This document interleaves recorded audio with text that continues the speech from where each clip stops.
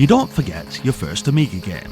For some it was the speed of Lotus II, for others the chaos of Worms, the atmosphere of Another World, or getting completely lost in something like Dungeon Master. The Amiga didn't just have good games, it had range, arcade, strategy, adventure, simulation, and a lot of them still hold up today. So this is an essential 50 Amiga games countdown, not a definitive list, but a mix of influence, playability, originality, and the games that left a lasting impression. There are going to be omissions, there are going to be disagreements, that's part of it. If something you love isn't here, or you think something's too high, too low, or shouldn't be here at all, drop it in the comments. I'm always interested to see what other people would include. Right, let's get into it.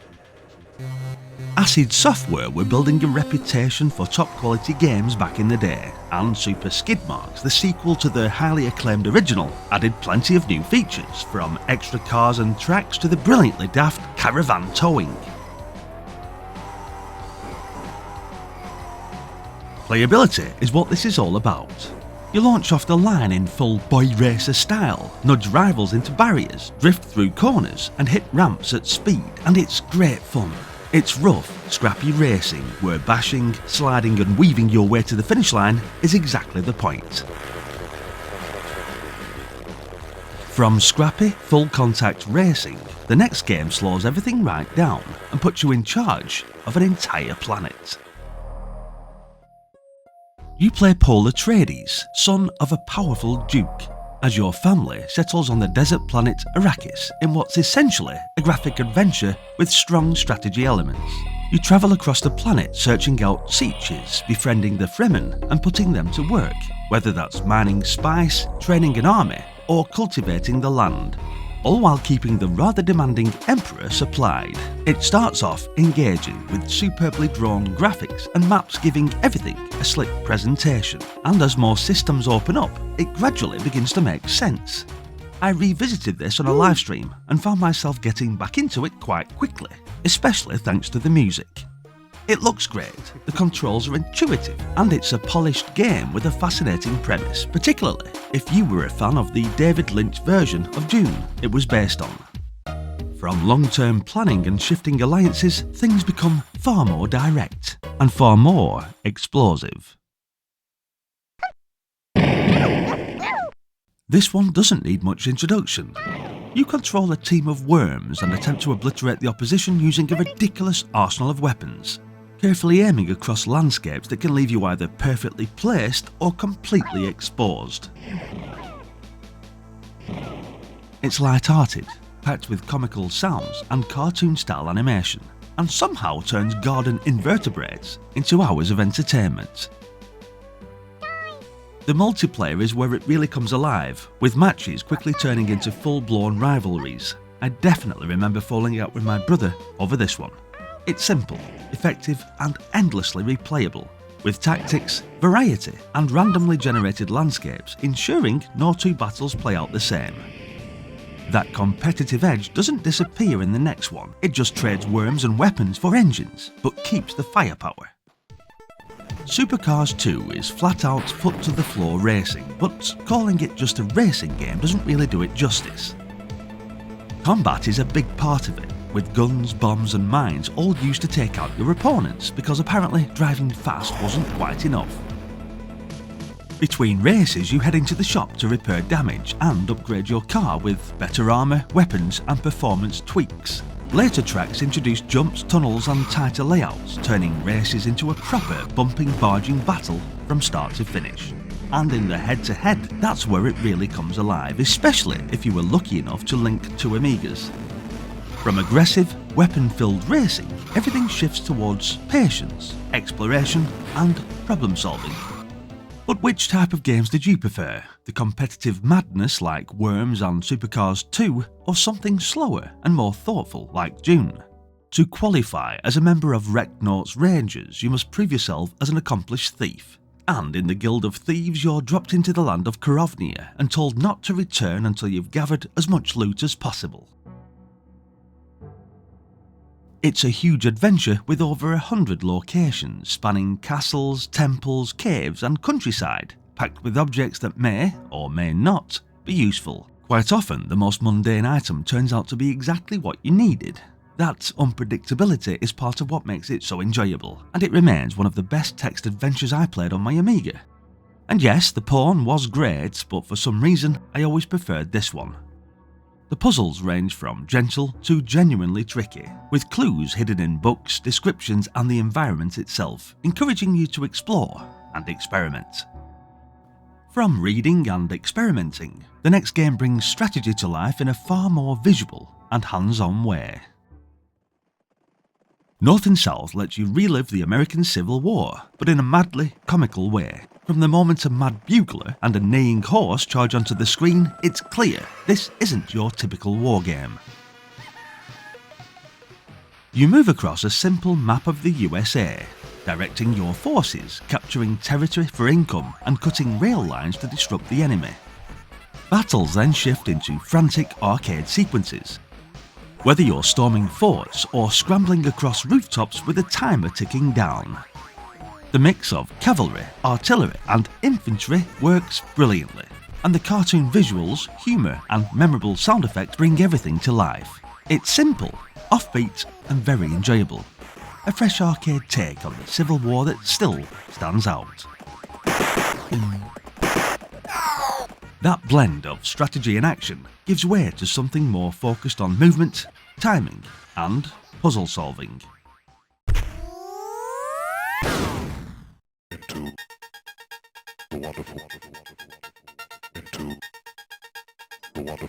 The Bitmap brothers really missed, and with Gods, a platform game with a difference, they delivered another high-quality experience with great sound, strong visuals, and polished gameplay. That said, this is a bit of a Marmite title. You either really get into it, or you really don't. Set in a city created by the gods, you battle through levels filled with enemies, traps, and puzzles. And it's not just about fighting. Switches, levers, and environmental challenges all come into play, sometimes in ways that can be a little frustrating. It leans towards a more thoughtful kind of action game, with a shop system, weapon upgrades, and plenty of clever design touches throughout. It's a very well put together game, and one that stood out as one of the best of its type at the time, even if it didn't click with everyone. From battling through mythological worlds, we move into something far more grounded, but just as absorbing.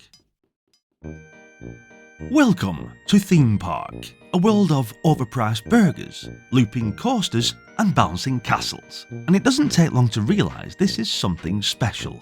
On the surface it looks light and playful, but underneath it's a surprisingly deep management game where you build, run and maintain your park, balancing rides, shops and staff while keeping visitors happy.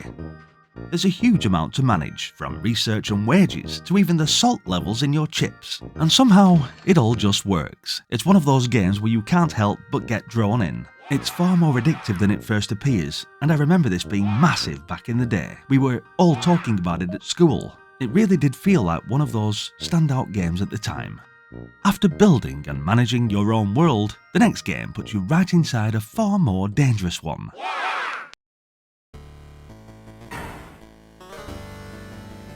Prince of Persia is a slick arcade adventure where you're trapped in the dungeons racing against time to rescue your true love, navigating corridors, solving puzzles, and climbing your way through dungeon, palace, and tower. Going back to it now, it's definitely harder than I remember. I played this on a live stream, and let's just say it didn't go quite as smoothly as it did back in the day. It plays like a giant assault course packed with deadly traps, spikes, collapsing floors, and crushing gates, while sword fights with increasingly skilled guards rely on timing, judgment, and a bit of finesse. What really sets it apart is the animation, with incredibly smooth, lifelike movement that gives the whole game a cinematic feel. It's hugely addictive, a clear classic, and one that still holds up remarkably well. After all that careful timing and precision, the next game takes a very different approach to how you control the action. Pinball Dreams showed just how well the Amiga could handle pinball, and from the moment you load it up, it's clear this is something a bit special.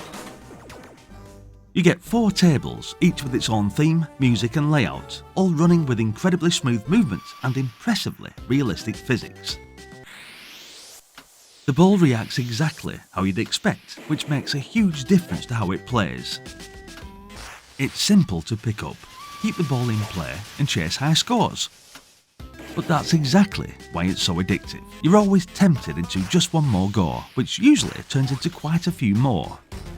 Like I said, it's addictive, well presented, and about as close to the real thing as you could get at the time. And after all that silver ball action, what's your go-to on the Amiga? Quick-style arcade games like this, or something deeper and more strategic?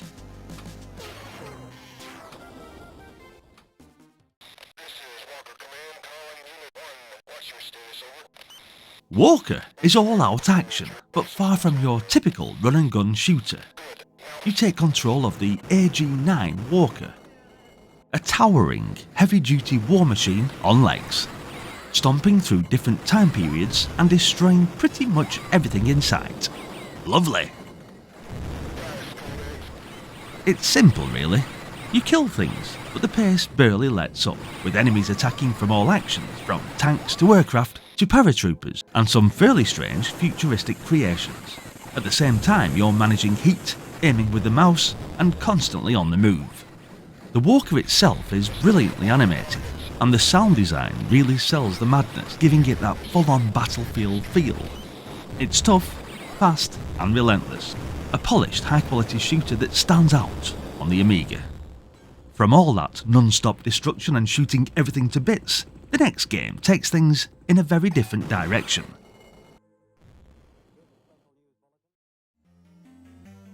With a name like Crystal Dragon, you'd probably expect some kind of all-powerful mythical creature, and you wouldn't be far off, but there's a bit more going on here than that. Built in the mould of Dungeon Master, it twists that formula into something far more demanding, dropping you into a maze-like fortress where you guide just 2 characters instead of a full party, making every decision count that bit more.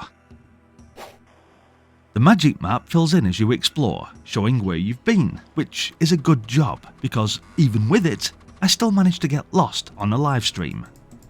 Okay, let's have a quick look at this map, see if there's anything undiscovered. Just that door straight ahead. So, unfortunately, I just need to check the walls for secrets. It's puzzle heavy, tough, and doesn't take long before the difficulty ramps up and starts testing your patience. Stick with it though, and it's a deep, absorbing crawl that really gets under your skin. From dungeon crawling and party management, the next game builds a world that feels far more alive and story-driven. Beneath a Steel Sky was 2 years in the making, and it puts you in the role of Robert Foster, abducted from his wasteland home and dropped into a hostile, unfamiliar city, where uncovering the truth is the only way to understand what's really going on. Imagine waking up, getting kidnapped, your robot mate gets shot, your village gets wiped out, and that's before the game even properly starts. Beneath the Steel Sky throws you straight into it as Robert Foster, escaping a helicopter crash and trying to stay one step ahead of security while figuring out why you were dragged into this place in the first place. It's all about exploring, talking and piecing things together, with puzzles that swing from obvious to properly head-scratching. But when they click, they really click, and the world itself just pulls you in, from grim industrial zones to some genuinely strange places later on. There's a bit of a bite to it all as well, with some darker humour, and the odd moment that catches you off guard, sometimes in ways you're not expecting. It's one of those adventures that keeps you guessing right to the end, and makes you want to see it through. I do remember the disc swapping back in the day, but it never once stopped me seeing it through. From this dark, story-driven world, the next entry takes things in a very different direction. What pulls you in more? Fast, action-heavy games, or slower ones you can really get lost in? Set in the future, Speedball 2 is a faster, tougher evolution of the original, as you take control of Brutal Deluxe and fight your way up the leagues. Huzzah! The pitch has evolved too, with multiple ways to score. Goals, domes, stars and multiplayers, adding a strong tactical layer alongside the fast-paced action. There are also pickups, tokens and the ability to train and manage your team, giving it more depth than you might expect at first glance. It's a big step up from the original, blending strategy with outright brutality in a way that just works. From this fast, futuristic sports title, the next game shifts gears into something deeper and even more immersive. Ice cream! Ice cream! Dungeon Master was a huge success, blending the atmosphere of a classic text adventure with real-time gameplay. You enter the Hall of Champions, select up to 4 adventurers and descend into a multi-level dungeon filled with danger.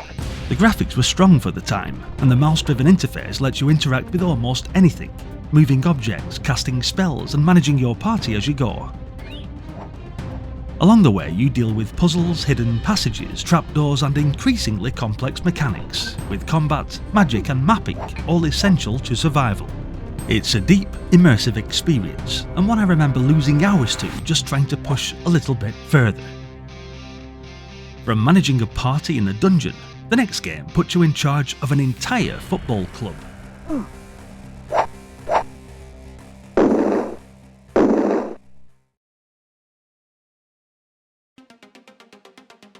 Premier Manager puts you in charge at the very bottom, starting out in the GM Vauxhall Conference and aiming to guide your club all the way to the top, the Premier League and beyond.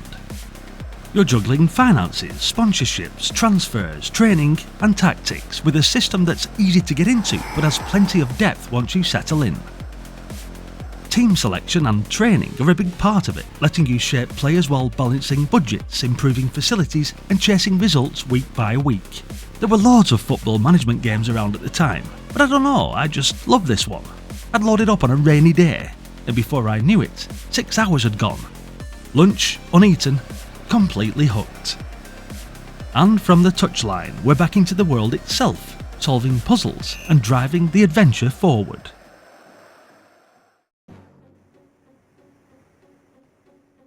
Heimdall II was the long-awaited sequel, with our hero joined by his sidekick Ursha tracking down the missing pieces of a powerful amulet scattered across Yggdrasil and beyond. It's built around puzzles and mini-quests, with clues gathered from characters you meet and items you collect, all feeding into the wider adventure. The isometric view gives you a clear look at the action, with detailed environments and plenty going on in the background. Magic, runes and crafting systems allow you to build up a useful range of spells as you progress. It's an interesting and engaging game with enough variety and depth to keep you going for a while. From puzzle solving and exploration, the next game shifts into something far more tense and time critical. Hostages put you in control of a siege situation where terrorists have taken over an embassy and you must deploy a team of 6 specialists, 3 marksmen and 3 assault soldiers, across 3 stages: deployment, entry and neutralisation. Positioning your team means running past searchlights, diving into cover and hoping you don't hear that digitised "ah" as someone gets taken out. While snipers provide cover as commandos abseil down the building. Once inside, it becomes a tense sweep across multiple floors, with hostages clinging to you for protection and terrorists using them as shields, turning every encounter into something genuinely nerve-wracking. It creates a real sense of tension, mixing strategy with quick decision-making, and those spotlight sections in particular are hard to forget. That tension doesn't go anywhere. It just becomes darker and more unsettling.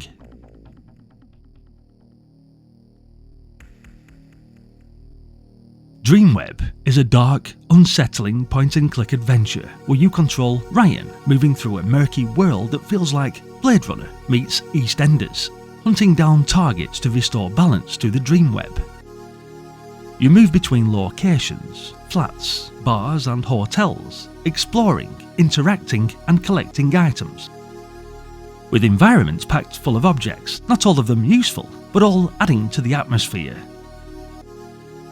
The overhead view works well, giving you a clear look at what's going on, even if some items are easy to miss.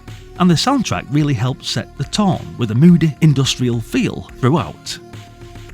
I remember this one really standing out at the time. It just had a different edge to it, something a bit darker and more grounded than most adventures, and a bit of sex. From that gritty cyber noir world, the next entry takes things in a very different direction.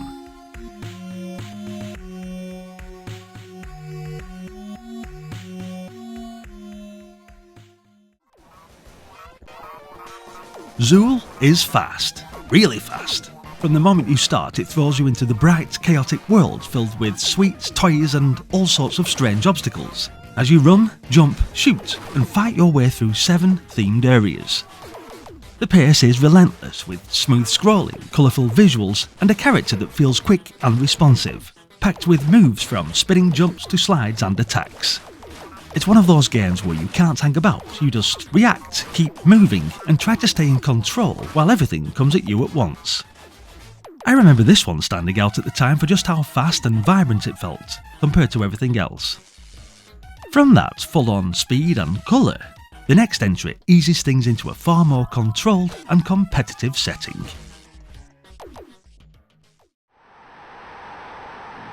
Kickoff 2 builds on the original and expands it with leagues, cups and even a World Cup mode, turning it into a much more complete football experience. Matches play out on the familiar overhead pitch, with aftertouch allowing you to bend the ball and giving you far more control over passing and shooting. With up to 4 players, it's fast, competitive and often chaotic, and I'll admit, no 2 matches ever really felt the same. It's one of those games that just plays well, whether you've got 10 minutes or end up losing a few hours to it, usually, with a few shouts of along the way. After all that pitch-side action, what kept you coming back more? Platformers like Zool or football games like this?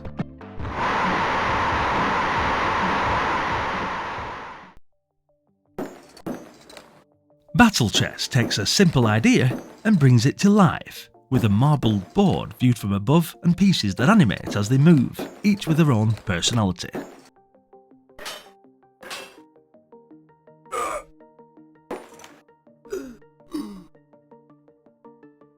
The knight clanks across the board, the queen glides with a bit of flair, and the rook turns into a hulking creature that stomps into battle.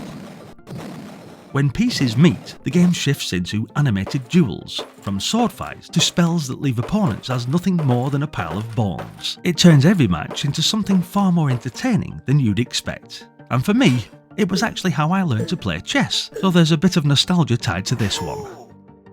From several moves ahead, the next game is all about reacting in the moment. Wings puts you in the cockpit of a World War I pilot, reliving the early days of aerial combat as you earn your place in the 56th Aero Squadron through dogfighting, bombing and strafing missions. The focus is on flying, with dogfights placing you just behind the pilot, tracking enemies as you scan the skies, while guns jam, planes stall, and survival is never guaranteed. Missions build across the war, with a large campaign to work through, and a squadron diary that adds personality and context as the story unfolds. It's atmospheric and easy to get into, with dogfights that feel tense and unpredictable. At least, that's how I remember it, and I definitely had a good time with it back then. From wide open skies, up next, close range, one-on-one on another combat.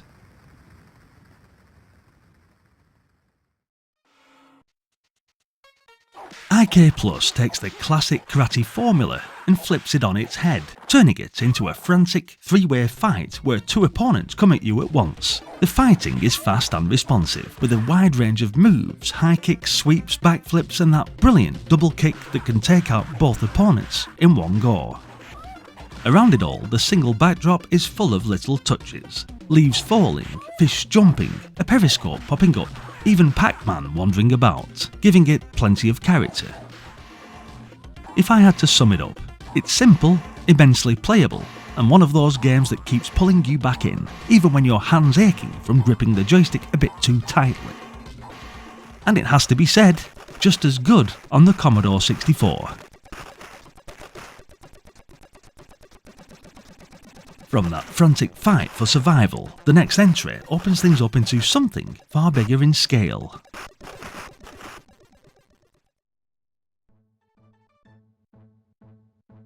Frontier Elite 2 drops you into a vast open galaxy and simply lets you get on with it.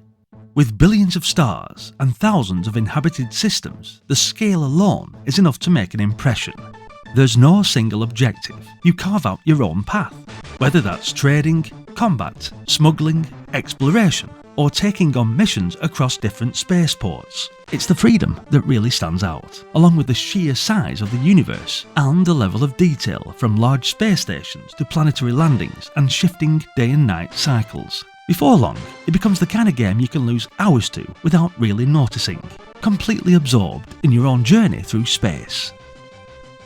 Do you prefer tightly focused gameplay or massive open experiences like Frontier? Because from the vast open universe, the next entry brings things back down to earth.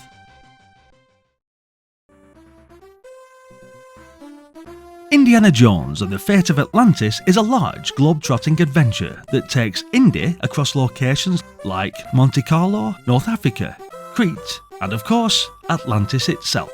Built using the SCUM system, it's easy to pick up and play, in fact about as straightforward as falling off a log, even under slightly less ideal conditions. What really sets it apart is the structure, offering 3 distinct paths: wits, team, and fists, each changing how the game unfolds and giving you a reason to approach it differently. The puzzles are clever and varied, with just the right level of challenge, and there's plenty of humour woven throughout the adventure. It's a well-crafted, engaging experience that helped set the benchmark for graphic adventures on the Amiga. After all that globe-spanning adventure and puzzle solving, the next entry shifts focus towards precision, control, and maybe even a little bit of skill. Arcade Pool takes that familiar pub experience and brings it straight onto the Amiga. Rack 'em up, grab your cue, and get stuck in. The controls are simple to pick up, but there's real depth once you start adding spin and trying to line up those tighter shots. There's plenty of variety too, with modes like Speed Pool, Survivor, and Trick Shot, and it all moves quickly enough to keep things flowing without getting bogged down in heavy simulation. It's one of those games that just feels right, smooth, responsive, and very easy to lose time with. You sit down for one game and suddenly you're there for an hour. I'll give a nod to Archer McLean's Pool and snooker games as well, like Jimmy White's Whirlwind, but this one was just pure pick up and play fun. After all that careful aiming and frantic potting, the next entry trades precision for something far more unpredictable, but just as compelling.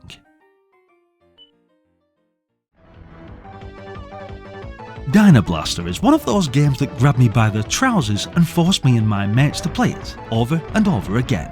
Built around a simple idea: run around a maze, blow up walls, and try to take out the other players. Once you get into it, things start opening up with power-ups, bigger explosions, and the odd bonus that can either help you or completely ruin your plans, while enemies stop you from just hiding in the corner. But it's the multiplayer where it really comes alive, turning into a chaotic bomb-filled mayhem as everyone scrambles around the screen, setting traps and blowing each other up. And yes, friendships definitely took a hit on this one, with plenty of shouting along the way. It's fast, addictive, and very hard to walk away from once you get going. Once the bombs stop flying and the dust settles, the next entry takes a very different kind of control, but it's an addictive one.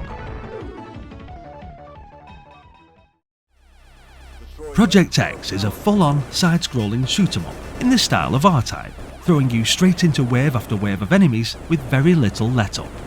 You build your firepower as you go, picking up upgrades like homing missiles, plasma lasers, and side shots, until your ship is loaded and ready to tear through everything on screen. The action is relentless, with large sprites, detailed visuals, and smooth scrolling, even when the screen fills with enemies and projectiles. It looks great, sounds great, and plays exactly how you'd want. Fast, responsive, and very hard to put down, although it is as tough as nails. From blasting through waves of enemies at full throttle, the next entry keeps the firepower coming, but refines it into something a bit more accessible. And while we're here, do you lean towards these relentless shoot-'em-ups, or the multiplayer madness we've seen earlier?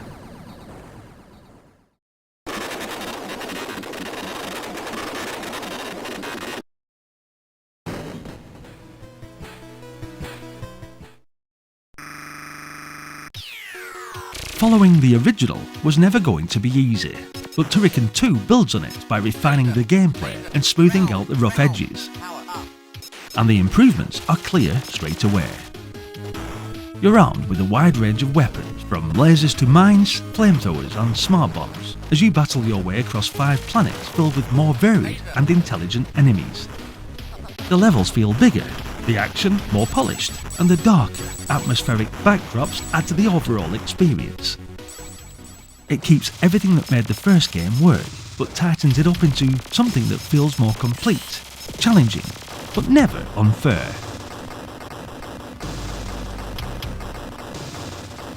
From all that run and gun action, the next entry shifts away from blasting and into something built around speed, pressure, and perfect driving.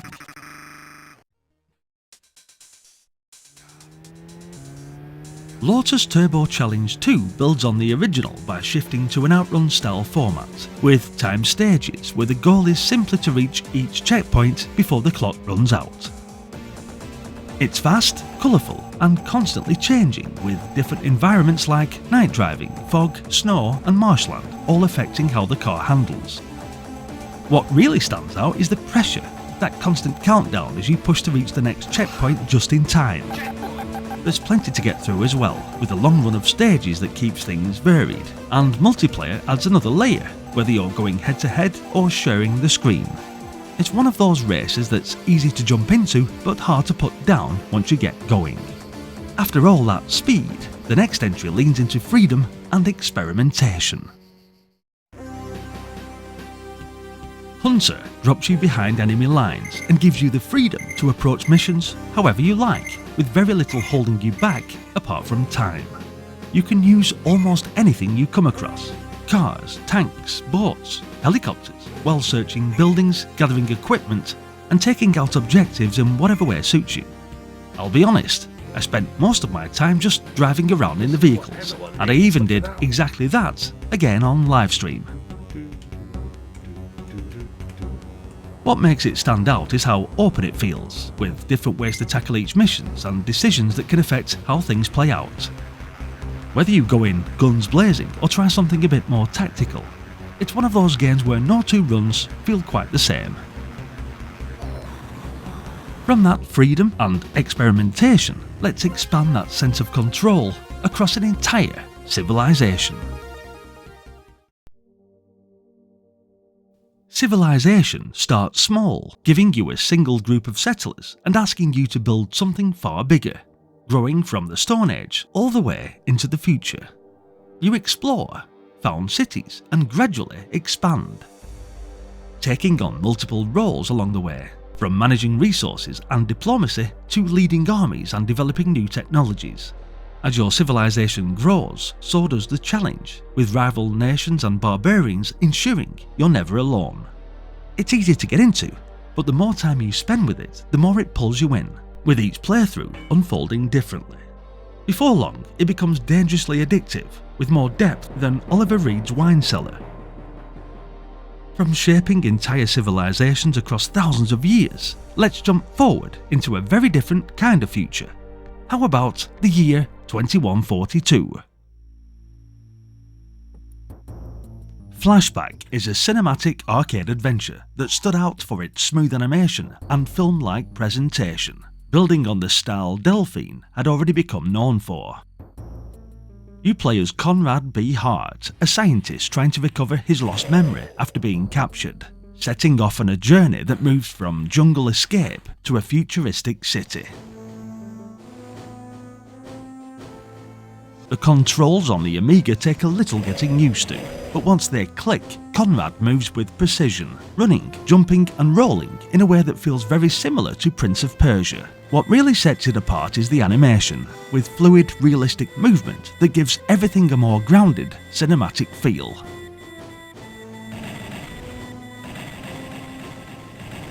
It's one of those games that grabs you by the throat and drags you back for more.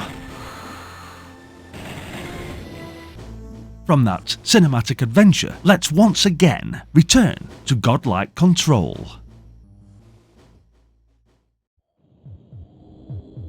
Populous puts you in the role of a god, guiding a small group of followers as they try to build and survive on a hostile landscape.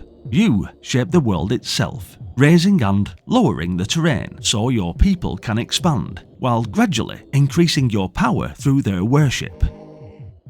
As that power grows, you can start to influence the battle more directly, sending disasters like swamps, volcanoes, and eventually full-scale destruction to wipe out your opponent.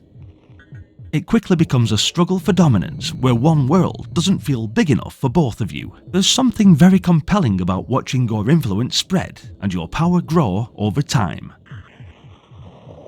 From that godlike control, it's time for something far more claustrophobic.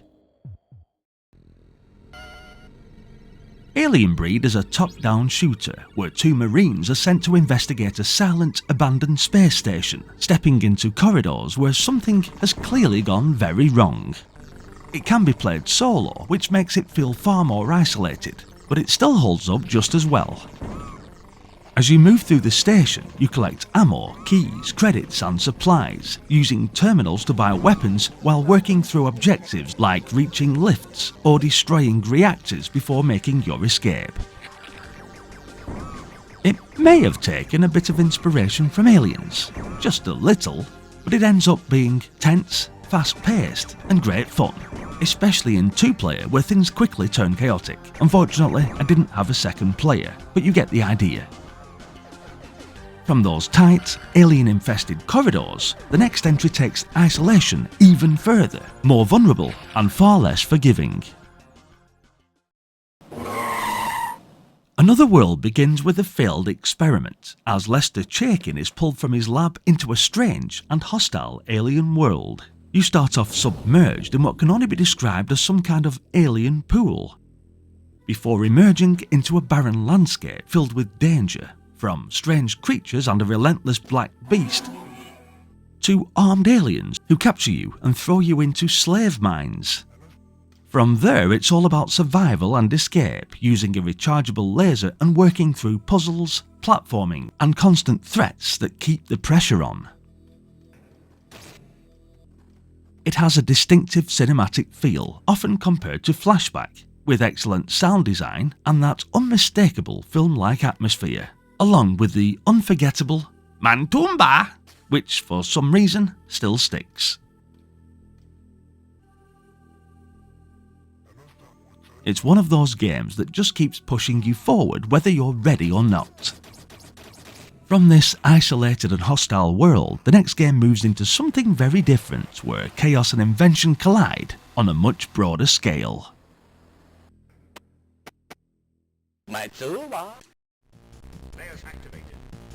Following Gods and Speedball 2 earlier in the list, the Bitmap brothers return with the Chaos Engine. It starts in a world that feels familiar, at least at first.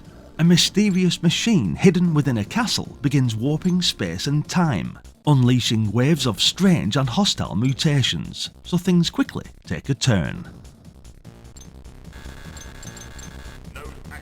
To stop it, you choose from a range of characters, from a preacher and a navvy to a mercenary and a gentleman, each with their own strengths, as you battle through 4 worlds made up of multiple levels. Viewed from a slightly offset perspective, it's all about exploring, unlocking paths with silver keys, and dealing with whatever comes at you. From trolls to giant disembodied hands, definitely not your average day out. It looks great, sounds great, and the soundtrack really drives the action along. Food. From this warped, action-heavy world, the next game shifts into something far more cinematic.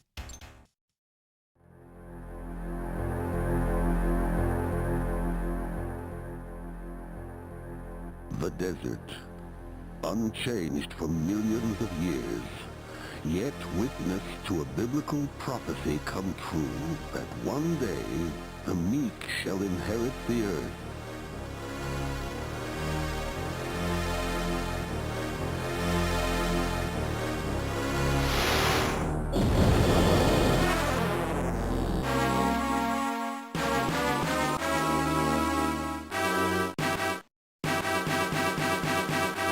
It Came from the Desert drops you into a B-movie style story set in Lizard Breath, where a meteorite crash leads to strange disappearances and the arrival of giant killer ants.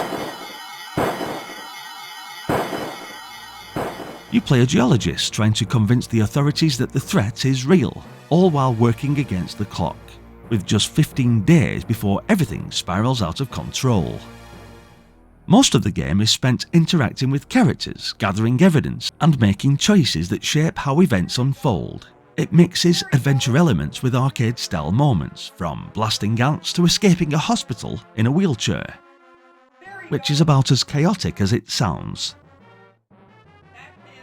There's a real cinematic feel to it all, like playing through a sci-fi film where time is always against you.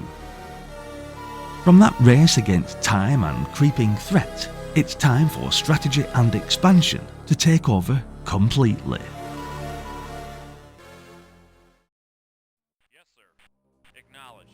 And yes, both Dune games made the list because we're back on Arrakis, and this time it's all about strategy and control. Dune II shifts things into real-time warfare, with the goal of taking over the planet by building a base, harvesting spice, and wiping out opposing forces. Spice is your currency, so you're constantly balancing resource gathering with expanding your army and defending your position. The interface is smooth, the action ramps up quickly, and once things kick off, there's very little time to stop and think. What makes it stand out is just how influential it became. You can already see the foundations of Command & Conquer here, with base building, unit control and resource management all firmly in place. You could almost call it Sim City with heavy artillery, and it works. From this interplanetary battle for control, the next game takes us somewhere far deeper and darker. So just what is a Beholder?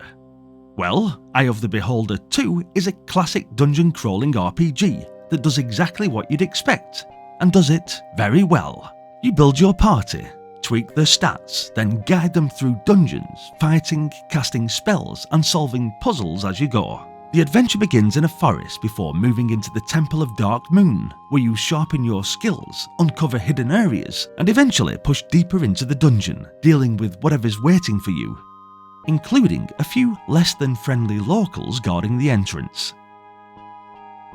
It might not break new ground, but it delivers everything with atmosphere, variety, and a sense of tension, especially when you hear those footsteps getting closer.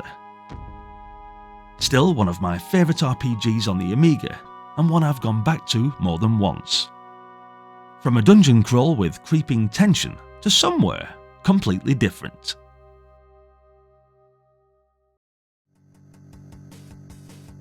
Lemmings 2 arrived with a lot to live up to, and it builds on the original by going much bigger in scale. You now have 12 tribes, 120 levels, and a huge range of abilities, giving you far more ways to approach each puzzle. The goal is still to guide your lemmings safely through hazards, but this time there's more to it, with bronze, silver and gold talismans encouraging you to go back and improve your solutions. There's plenty of variety in the visuals, the music keeps things light, and the whole thing feels more flexible in how you tackle each level. It's another very addictive Amiga game. And from guiding those lovable, slightly suicidal lemmings to safety, the next game takes a much darker turn, where escape is the only option. Escape from Colditz puts you inside a supposedly escape-proof fortress where your goal is simple: get out. You control a group of allied prisoners, switching between them as you sneak around the castle, avoid guards, and gather useful items to aid your escape.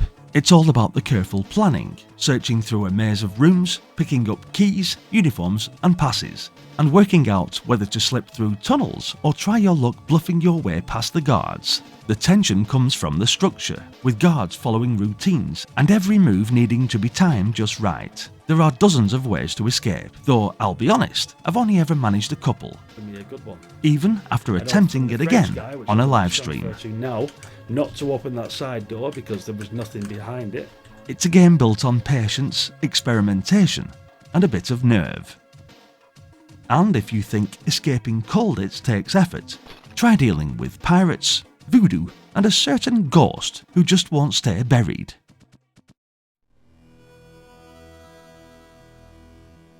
Monkey Island 2 had a lot to live up to, and it delivers, bringing Guybrush Threepwood back in search of the legendary treasure of Big Whoop, while once again dealing with the not-so-dead LeChuck. Familiar faces return, including Elaine, Stan, and the Voodoo Lady. While Guybrush now sports a questionable goatee and carries himself like a bit of a hero, whether he deserves it or not. And yes, there are monkeys in it.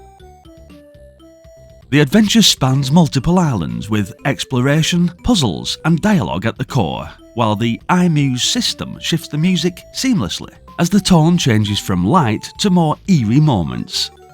The humour runs through everything, constantly poking fun at itself and throwing up increasingly absurd situations, right through to that unforgettable ending. It's accessible, encourages experimentation, and even when the puzzles get tough, it never feels unfair, setting a benchmark for graphic adventures. But for all that humour and light-hearted piracy, the next entry drops the jokes completely and replaces them with something far more serious.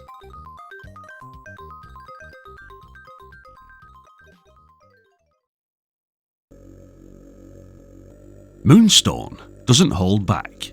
If you ever thought beat-em-ups weren't violent enough, this one quickly proves otherwise.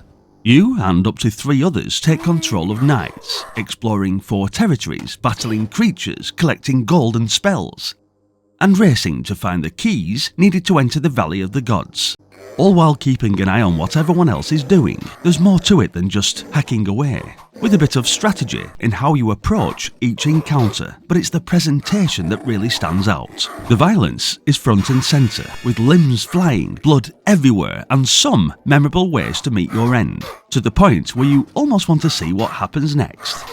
Add in those heavy, squelchy sound effects and it all comes together into something surprisingly absorbing.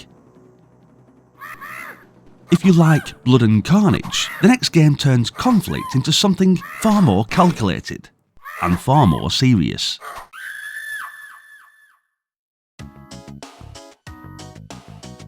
Cannon Fodder arrived surrounded by controversy, but once that noise fades, what's left is a wargame that makes every loss count. It opens with that unforgettable line, "War, never been so much fun," before dropping you into missions where you guide small squads through jungles, deserts, and Arctic terrain, completing objectives while trying to keep your men alive.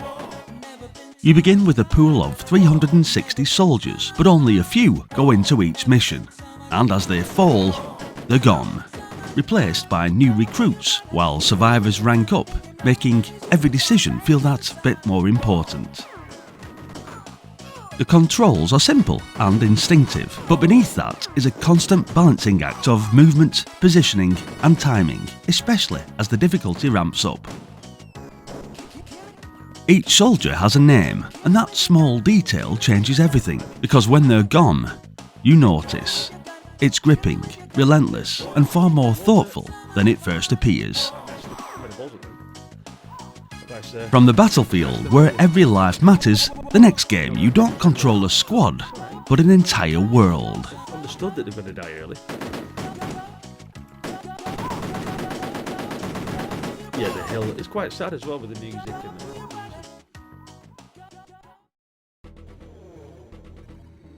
Syndicate immediately pulls you into a cold corporate future where morality has taken a back seat and power is everything.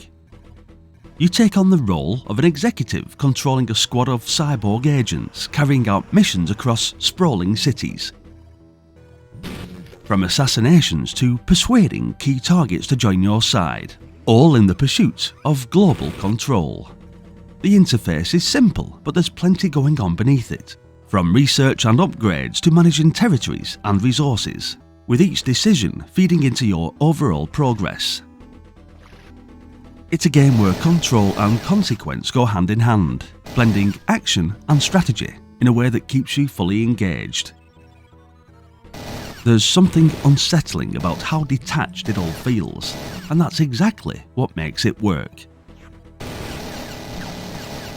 From this cold, calculated whirl of control, the next game trades domination for creation and destruction for balance.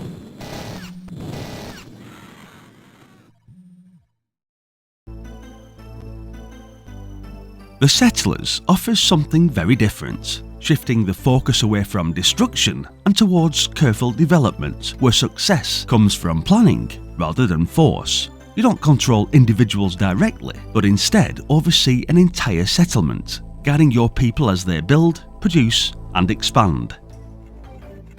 Everything is connected. Roads link buildings, resources move between them, and production chains form the backbone of your growing civilization. From woodcutters and miners to toolmakers and soldiers, every role feeds into the next, and maintaining that balance is key. Push too quickly and things begin to break down. Move too slowly and you fall behind. 77, was it? There's a real depth to how everything fits together, yet it remains intuitive, gradually pulling you in as your settlement grows. It's absorbing, rewarding, and quietly demanding. The kind of game where hours disappear without you noticing. From this careful balance of growth and control, the countdown shifts once again. From building a civilization to mastering the beautiful game at its absolute peak.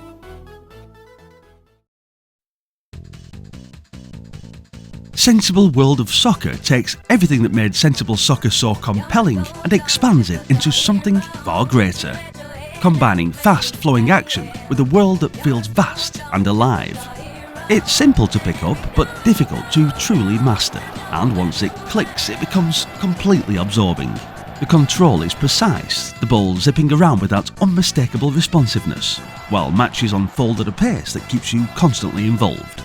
But beyond the pitch lies the real depth. Thousands of teams, players and competitions from around the world, all woven into a career mode where you guide a club through seasons of transfers, tactics and results. It's this combination that sets it apart, blending tight, responsive gameplay with a structure that keeps pulling you back, always chasing the next win, the next season, the next step forward. Whether it's a quick match or a long career, it never loses its grip. It's an absolute classic, and I love this game.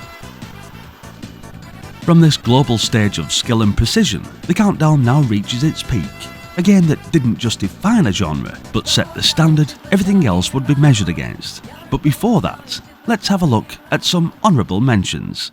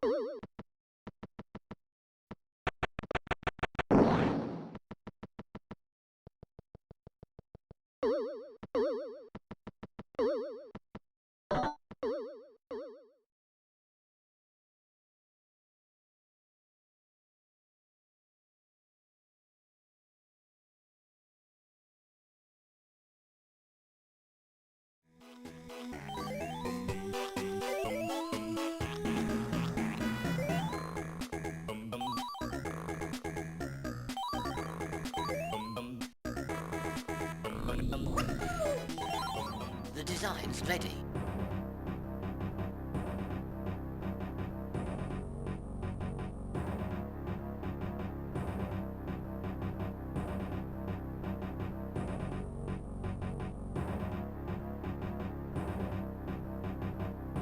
We've conquered the sector.